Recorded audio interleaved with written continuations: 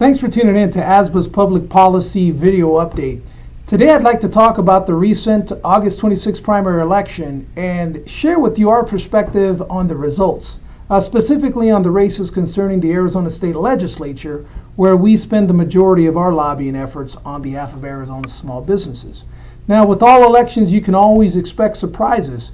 However, I believe the biggest surprise from this year's primary election was that, well, there were no surprises. This primary elections has practically already determined a majority of the next Arizona legislature. Now let me explain. There are a total of 90 members in the state legislature, 30 in the Senate, 60 in the House. Now, in 34 of the 60 seats up for election in the House this year, there is only one major party candidate running for election, 14 of which are Democrats, 20 are Republicans, who are essentially guaranteed election in November, and that is, of course, barring any unforeseen circumstances.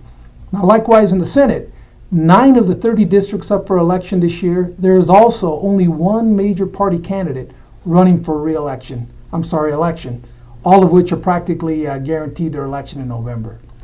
Now, leading up to the primary election, Medicaid expansion became the defining issue for incumbent state lawmakers running for re-election, as their opponents used this very controversial issue from last year and their position on how they voted on Medicaid expansion as a point of contention.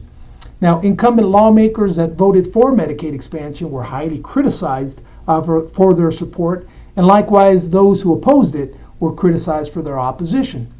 Now, ironically, how incumbent lawmakers running for re-election voted on Medicaid expansion last year, at the end of the day, it didn't matter, as the majority of them survived the primary election and they are now moving on to the general election in November.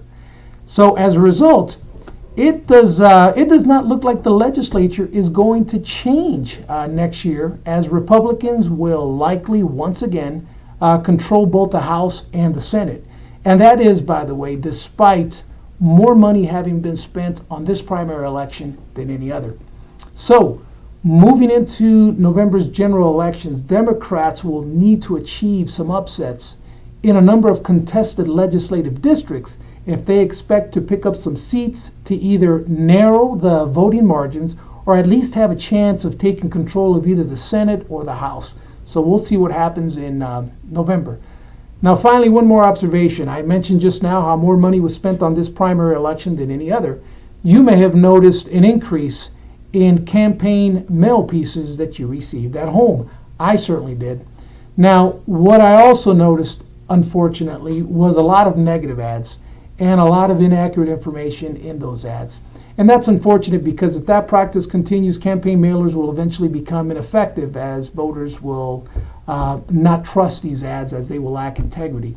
So what I encourage you to do is to learn about a candidate and where they stand on issues that are important to you.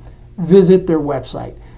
Candidates' website truly is the central hub of their candidacy, where they can clearly articulate where they stand on issues, and it also allows them to further expand on their message. And educating ourselves as voters, that's a big part of what we need to do to ensure that we are making wise choices at the voter box. So I thank you for tuning in, and also thank you for your continued support.